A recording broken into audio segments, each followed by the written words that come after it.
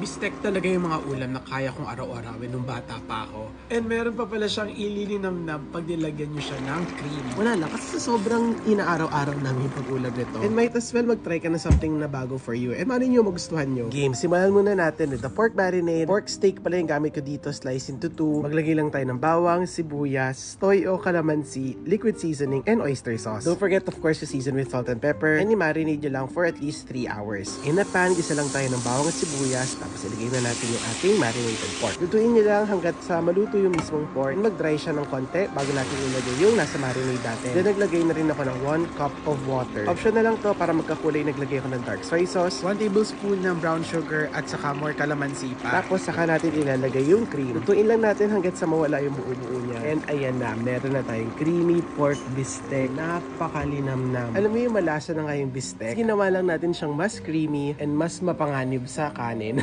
Syempre, the more sibuyas, the better. Try nyo din para maiba naman sa traditional bistek natin. I love Enjoy! bistek, pero pwede pa pala siya mas maging mas malinamnam.